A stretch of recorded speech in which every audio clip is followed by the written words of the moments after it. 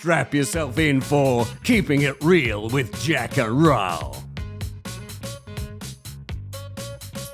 Check yourself before you wreck yourself. What a great title for a podcast. And we're not talking about just looking in the mirror before you walk out the door. And we're not just talking about wrecking yourself like we might have done in our 20s. No. A couple of different things. So, this is a bit of a somber start. Once again, would you like to do an official welcome to an episode? Country? Oh.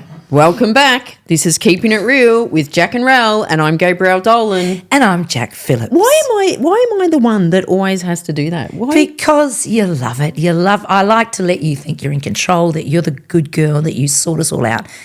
Everyone knows who we are. Yeah. And if they don't, they'll soon figure it out. You know, in fairness, we haven't been doing this long, so I can understand why you forget to actually do the welcome, because there's something there's something about this episode has in common with your age.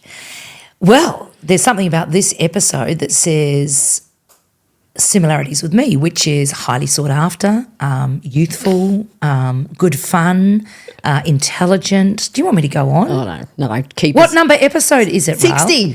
60 episodes 60th of Keeping It Real. Well done. Bloody amazing. Well done us.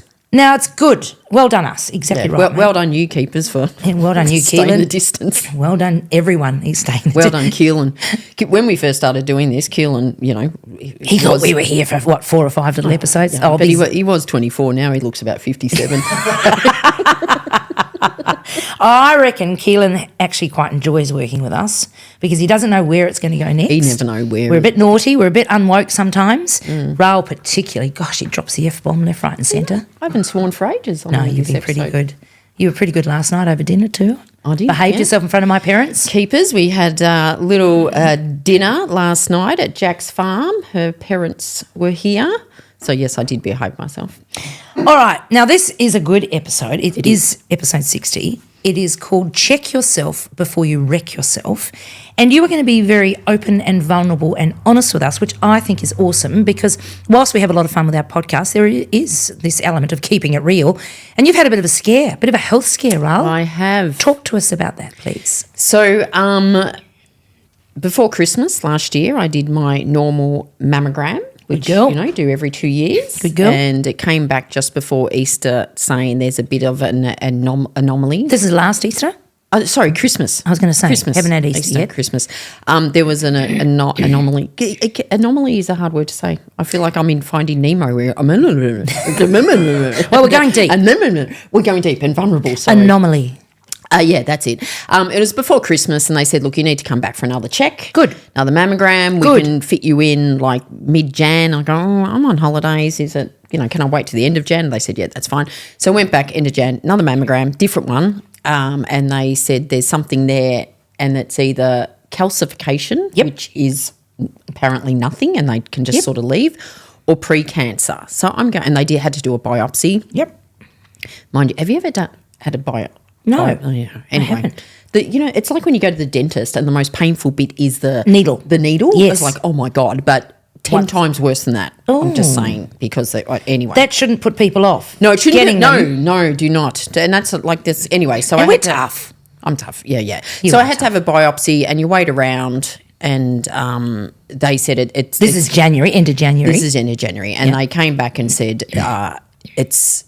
there's something there, so you had to wait around, do the biopsy, and then you get the results of that back in about a week. Good. And it came back and it said it is pre-cancer. Pre-cancer. So fantastic. So the options were the calcification, which is nothing, or Ignore. pre-cancer. And I'm sort of going, well, it's pre-cancer, so it's nothing. It's sort of nothing. Yep. I mean, left untreated, clearly, Of course, it could would turn develop into cancer, yeah. The next step was they said, well, we need to take it out. And then I had to go do another mammogram where they put the dye through you, so they sort of see a bit more serious. where it's spread, if it has spread. If it has spread. And had it spread? Well, I go back. So this was almost 5 weeks ago now. I go back and see the surgeon. And it was on a Tuesday to get the results. Yep. And the first thing she says is, well, the good news is there's no other cancer detected. Great news. I actually didn't realise that was an option. Thank Yeah. God I didn't know that. And then she said, but the tricky bit is it has spread a little bit. Wow, already. And you never want a surgeon to say tricky bit. No. You know, that No. And so I'm sitting there going, oh, what do you mean? And she went, well, it's spread about 1.5 centimetres, which means when they take it out, they've got to take a big chunk around. Quite a bit in a short time, right? Well, yeah, and it's 3 centimetres that Already. Like, and I'm assuming it's a 3 centimetre. Like, and in my head, I'm going, God, that's like bigger than a golf ball. Yeah. And you know, I don't. It's not as if I have big, you know, bazookas. I just like Has nothing to do with the size of the bazookas, love. No, it doesn't. It's all but internal. jokingly, I said, oh my God, that's like about a third of my breasts. And that's when she said, yeah, well, that's where the problem is. Right, And that's why it's tricky. So anyway, she went on to say that because they've got to take out a fair chunk, there'll be a big divot. She actually used the word a significant divot. Oh, back to your golfing Yeah, days. and then, you know, she suggested, you know, she said, so if you don't have a problem with that, we could leave it. But because it was sort of near my cleavage as opposed to underneath or the side, she said, I think probably we should Little bit of reconstruct building up. it a bit of building up, a little bit of nip and tuck here and there. Yeah, sign And, us you up. know, she said, so, you know, could be, you know, end up slightly, her words were slightly smaller and perkier. And you think, oh, that's not too bad. At your age, perky. I'm going with perky. And then I go, clearly we're going to do the other one because if we don't want No, you don't want to be lopsided. One perky, in your one bikinis droopy. in Fiji. Oh, Jesus. Anyway, and she went, no, we do the other one. But then she said, have a think about it because this is now a significant Operation. I thought I was going in for a little tiny keyhole surgery. Ended up being double, Yeah. you know, breast surgery. And then it was like this, and we were trying to find a time. I was like, next week or the week after. I'm here, I'm there, I'm I've too got busy, work I'm and doing blah, this. Blah, blah. And then she went, we could go in on Friday. Let's just do it. And the only thing I was doing that Friday was going to see Kylie Minogue. Enter the T-shirt. That's why I'm wearing my Kylie Love Minogue that T-shirt, T-shirt. because my friend Bermagui, thanks Kelly, knew I couldn't go, and she went and On bought- your behalf. Go, Kelly. Well, she went twice, Melbourne and Sydney. She's more of a Kylie fan than me. Wow. But she brought me this T-shirt. So I just thought, no, let's get it this done. done. So, 3 days later, I was in at Epworth Hospital in Melbourne. Oh, my God, such a great hospital. Fabulous. And going under. And it'd be fair to say it was a much bigger operation than I thought. How long were you in surgery for? I was in surgery for about 2 hours, Oh, I yeah. do believe. That's I was under for 3 hours. I know that. Under who? I was in overnight. But, yeah, the recovery has been bigger than what I thought. Yeah. Yeah, As in slower than you slower, thought. yeah, and it's not as if it's the surgeon. This is what they said. No, it's a major but operation. I haven't been able to do No. anything. So that's, and you get tired a lot. I get tired. Oh God, I was on such massive pain drugs Yeah. that I was really tired. I get tired. It's okay now, but I still can't do anything. Like if the moment I lift something, I feel Yeah. a little bit tired. Tired. So I've got a heap of questions, but just so we wrap this bit up, because I'm sure if you're a keeper listening, you may be relating to this, because obviously cancer is sadly everywhere in today's society. We've all been touched by it, either through family members or ourselves. What have you been diagnosed since the operation? Is it gone? Are you on the road to recovery? I have to see the surgeon this week to discuss what I do next, whether it's a course of radiotherapy. Yeah. But they got it. They in got the surgery. so they they literally the got it. result came. They got back and they got it clean, and so they're very happy with it. Good. But it is, where I shared this on LinkedIn, and I did toss up whether I share it. I didn't want one of those people that go through something and then milk it for all it's worth for social media. Yeah, but stop bloody milking it every time I'm around you. I No, can't do that, I'm- Jack. No, I can't I'm pick that up, Jack. I'm milking I can't do that. I'm milking that. But what I was surprised, and I Sympathy. guess why we decided to do this podcast episode, I was amazed how many people, like I put something on LinkedIn and Yes. say, don't get Put into things off. I'm busy. I was amazed, surprised, probably not pleasantly surprised, how many people said to me, oh, thank you for sharing. I have been putting it off. And I've booked in, including my younger sister who said, oh, I've never had a mammogram. I was like, what? Any family history? No family history at all. Still shouldn't stop you getting a mammogram. Wow. No. Excellent. So we Excellent. live in a country, well, a lot of countries have this, where you get free tests like a mammogram, the bowel the bowel test. test. It was like why would you not take up There that was a opportunity. statistic, and I haven't looked into it to confirm or validate, and I should have, because we were talking about it last night at dinner. But apparently there are way more Australians that receive the bowel kit every 2 years that don't do the test than do. And I just find that incredible. Yeah. Because like anything, early detection will save lives. Okay, question. So when I'm dominating my sister, but anyway, she doesn't listen to my podcast, so she won't she know. probably will this one. You know, when she said I've never had a mammogram, and she's 53, I think, so never had So a she's mammogram. I was like, what are you doing? And then I said, tell me you've done the colon bowel test. Yeah. And she went, oh, no, I haven't done that. She goes, I went to do it, and then it was too hard, it was expired, which, okay, so it's been sitting there for a long time. It's expired. And anyway, I saw her yesterday, and she knew you were going to check She in. has since done Good. the test. And has she had the results back? Not sure. She didn't say. Okay. So, a heap of questions. Let's just go wind back because there's a reason why we're obviously doing this podcast as part of Keeping It Real, and there's some tips and things that we want to reinforce. When you went for the first check, after you'd got the result that there was something there, calcification or precancer or cancer, and you had to wait. So they do a little biopsy and you've got to wait. How was it waiting for that first sort of week? How were you in that time? Yeah. So when I got the result about it's back in December, I wasn't worried. The first thing you do is Google, and what I Dr. found Google's out, the worst thing you can that do. was actually a good thing because it said 9 times out of 10 it's nothing. Oh, good. Right? It was And optimistic. so I actually didn't even Worry I about it didn't too tell the much. girls. I told Steve and a few friends, but I didn't really tell anyone Worry the kids. because I didn't want people going, "How are you feeling?" Because I was feeling fine. The week of waiting, that was a bit different. Yeah. That was how, that was a little bit different. But Okay. In what way? It was, because you sort of, how far it Swing. spread and stuff.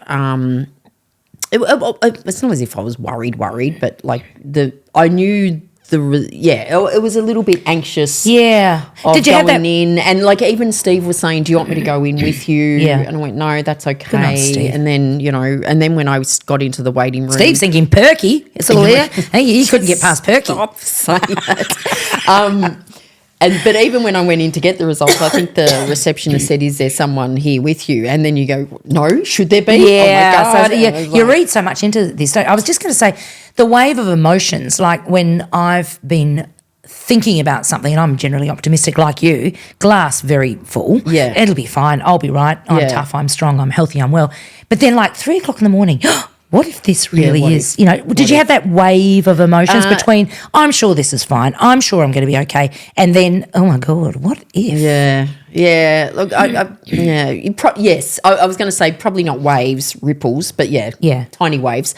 But that when I saw the surgeon, thinking I'm going to have little keyhole surgery, Yeah, and and it's then- going to be in and out and no big thing, to find out that this is going to be, massive. And she was saying, look, you won't be able to work for a few weeks, and you're going to. You've been certainly like, right, slowed down, okay. girl. I've been slowed down. Absolutely noticed that, and yeah. and with good reason. And you should absolutely allow that time to recover. So, any symptoms at all prior to Nothing. No. So this is the thing, right? And it was If you so don't- tiny. Like it was so tiny that like I wouldn't have felt it or anything like that. So don't. The idea is don't wait till you've got a lump. No, and that's Keep when your my checks. sister said, "Oh, did you feel anything?" No, I didn't feel anything. Go get a bloody mammogram. Graham. Stop waiting. Any to feel other something. as you reflect, any sort of like, oh, I might have been feeling, but I don't know, just not quite myself. No. Nothing. So this is it, right? Yeah. So, however, and I guess the reason I'm probing there is I think our intuition, particularly women, is quite strong. So sometimes I'll think, oh, that just feels a bit off, but I'll let it go. It'll be okay. Yeah. And then find out, oh no, that was a chest infection brewing, and I should have done something about it when I felt it. But in this case, there was absolutely nothing. Yeah, well, and so the only way of detection was a mammogram. Exactly. And then And I guess that's early further. detection because, if you wait till you're not feeling right, Could be too late. That's probably too late. Yeah. Or, Yeah. stage Or it's 2 gonna be stage- it's a gonna lot be worse. bigger, Yeah. So, Yeah. yes. And that's the whole idea of check yourself before you wreck yourself. Great title. Don't wait. Great title. So, Health is your wealth. Oh, I was talking to my so friend important. Gail, shout out, and her son Ben, who's 21, and I think he's a very wise soul for 21. Go Ben. I was telling him about it, and he goes, "Health's your wealth." And I go, "God, Ben, I'm going to do a podcast all episode on that. Well, it's very true. Very true. No, that rings very, very true. And it doesn't matter how much money you've got. If your health isn't in good shape, there's only so much money that might be able to support you. But at the end of the day, it's what you're doing. And you can turn your health around at any time. Yeah, it doesn't matter what exactly. age. What are you doing differently, Raal, or what are you more self-aware of or more conscious of since this experience? Yeah, it's interesting. I've had a couple of people ask me that. I sort of feel like, I mean, I'm the type of person that's always, lived life and taken risk and just what the hell, do it. And a lot of people will say when they've had cancer, it's a like reprioritization of life. It's a wake up call. I sort of feel like I've had that without the threat of dying. Yeah, like sure. even when it was detected, a few nurses said, "You're not going to die." Yeah. Right, relax. How nice when they say that, right? and, Because yeah. they know what's going through your mind, yeah, even though you're making out that, I know, I'm fine, I'm right. The first nurse that she just said, "You'll be right. You're not going to die. You'll be fine." I like her. Nurse So Ratchet. I feel like keeping it real. I feel like I've had that wake up call without that fear or that worry, that constant worry. Sure. And it's just little things like, we were planning a trip to South Africa, Cape Town, and like we were probably always going to go, but I just booked it. Yeah. Booked the safari. Do it. Tossing up. I was like, oh, that's a bit of money. It's like, stuff it, go Do for it. it. And yeah, just prioritising things like that a little bit more, even though that I'd always done it. And I think, again, I've always prioritised my health. Yes, But healthy. a little bit more. Okay, so what does that look like? One of the things it looks like is not drinking as much. I'm sitting here reflecting on our dinner last night, and I'm sure that's been the case up until then. Yeah. No, we only had about 2 or 3 glasses of wine, which is not bad over not a too few bad. hours. That is true. That is true. I didn't. I mean, one of the things is, like, clearly I didn't drink at all for the first couple of weeks. In fact, the first time I went out was with you. Yeah. Because we had tickets booked to Cara see Swisher. Cara Swisher. Yeah. And that was literally 2 weeks in, and I think we had 2 glasses. We did have 2 glasses, one at the event and one with dinner. And I think we were home and both in bed by 9:30 that night. I stayed at your place. Yeah. Okay, so reducing your drinking has been something that you've done and you're probably going to stay on. What else? Anything else? Food as medicine or? Not necessarily food, because I think I've always Had a good diet. Yeah. I mean, probably the last couple of years, Steve and I are eating less and less meat. Yeah, good. We would eat. We've gone from perhaps eating fish once a week to, I reckon, we would have fish at least 3 times a week now. So it's. I think health wise, it's just continuing what being I'm more doing. conscious. Yeah. But it's.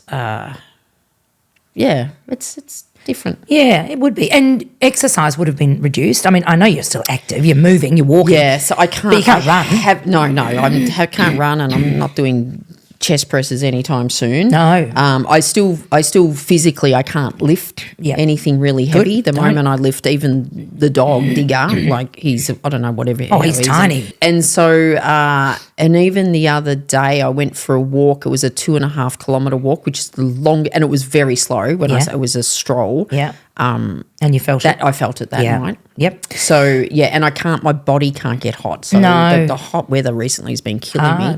But it's been 4.5 weeks. Yep. So Looking good. I will get there. Oh, of course you will. You absolutely will. So check yourself before you wreck yourself. Yeah. I think there's a few key messages that you've certainly shared. One is, don't put stuff off that you don't have to or that you shouldn't. We just and prioritise. it's amazing how we put our health off, but we'll go and do something else, like get the car fixed. Yeah. Or we'll, tend to a child or tend to a partner or another family member and not look after ourselves. Yeah. How foolish. Yeah. What is it? Women and children put your, life jackets on first. Yeah. Well, women put your life jackets on first in order to save the children, because if you're not looking after yourself. Yeah. And it is something, like if these tests are every year or every 2 years or, just Do them. prioritise, put it in the diary and for God's sake, don't let work priority push that out? Because work is so far down the list. Yeah, health first. Yeah. Relationship second. You've totally prioritised your skin checks. Totally. Since you're... with good reason. My brother. Yeah. Absolutely passed away from melanoma. That was 14 months ago. Yeah, right. 14 months ago. So some days it feels longer, some days it feels shorter. I'm probably, excuse me, I've got a little bit of a cold, so I'm swallowing a bit here. I am off to do another skin check, and I probably have more than I need. But I figure, what's to lose? We've got very, very fair skin in our family, yeah? His went undetected for ages. Had it have been detected earlier, he'd be alive. Yeah. So no, I'm not going to risk it. And it just continues to reinforce, how grateful I am that we have, we live in Australia, we've got great medical care, but also I never ever not wake up each day going, 4,000 weeks, that's the average amount of time most people who get to, I think, about late 70s live for. We've just lost light. Well, we've got soft lighting now. We've got soft lighting. I think Keehlan's realised that our wrinkles are showing badly. Well, anyway, most people just listen to us, so let's go on. Thankfully, so they won't 4,000 keep weeks. Yeah, right. 4,000 weeks is the average lifespan. That's not a lot. 4,000 weeks. So book the trip. Book the trip. Do the stuff you want to do. If you're in a shit job and you're unhappy, get out. Get out. You're in a shit relationship. Get out. Because life is short. Do you know where you should get out to? Hang on. I'm feeling something here. I'm feeling something tropical. I'm feeling a segue. Come on, Perky, not Pookie. Where are we going? Well, you know what I'm going. Yeah, Pookie, Perky. Fiji. If you're sitting there thinking, in winter. You keep Fiji talking about winter. Fiji. Should I go? Is it for me? 4,000 weeks. 4,000 weeks, baby. This, look, again, we're going to say we're taking 20 people. It's going to be the best 3 days of development. We've got 3 days of your life with us. Master classes on executive presence, personal branding, networking. We've got a bonus session on the water you carry, which is sort of what we're talking about now. Totally. Where you put your time and energy. Very relevant. We're going to be doing mentoring walks, 2 days with, walking with Jack and me. Jack's a really fast walker. I've said that before. We got lunches, we got dinners, we got cocktails. There's a lot of networking. This group that we're taking, it could be they are going to life-changing. be tight. And I'm not. I know they are. They've never met each other. They are going to be tight after this. I'm not experience. talking. This could be life changing. I agree. As in, it could. You'd have. What I find when I do these events, when I participate in something like this, it could be one conversation and one idea, and you just go, "Oh my God!" Aha moment. Aha moment. Aha moment. And building a cohort of people that you can stay connected with. So it's 5th to 7th of June. We're saying the Sofitel, which is stunning. I've stayed there twice already. We'll put the details in the show notes, if there's still a few spaces. Quite sure. We're happy to have a chat, but we're happy to have a chat. Do it. It's someone rang me and said, "I think I want to do it," and then I had a 10-minute chat, and she went, "Oh my God, I'm in." So if you're wondering, reach out to us. Reach out. But we have filled over half the spaces, which is the whole point. Yeah. So there are a few left, but there's not going to be too many left by the time this podcast drops. We are not going over 20. That's definitely we want it tight. All right. So check yourself before you wreck yourself. Yeah. You are not wrecked. You are very much checked and perky. And life is looking awesome. And we've got lots to look forward to. Put your health first, people. 4,000 weeks, remember that. If things aren't looking so good for you in whatever area of your life, then do something about it because you can. Take control. And don't put off what you can do. Bowel tests, mammograms. If you've got a bit of a niggle, if you've got a bit of an intuition, if you're awake in the middle of the night thinking, I don't know about that knee of mine, get it bloody checked. Yeah. Early is good. Excellent. As usual, keepers, if you like this, the best support you could do for us is share the episode. 5-star rating. I think this episode specifically, share it, because you never know who will listen to this and go, I should. I'm going to do something. So and save their lives. Again, like life changing, absolutely, life saving, keeping it real, and you alive is real. So that's what we want. You share this to help your people. Anyway, we'll speak to you next week. Bye. You've been listening to another episode of Keeping It Real with Jack and Rahl. If you like what you've heard, don't forget to tell others about it and give a 5-star review. They may seem confident, but they really are sensitive 5-star needy souls. Yeah, right. Keeping It Real, created by Jack Phillips and Gabriel Dolan. Produced by Keehlan Ferrari-Brown. And this really real voiceover, spoken by Richard Phillips.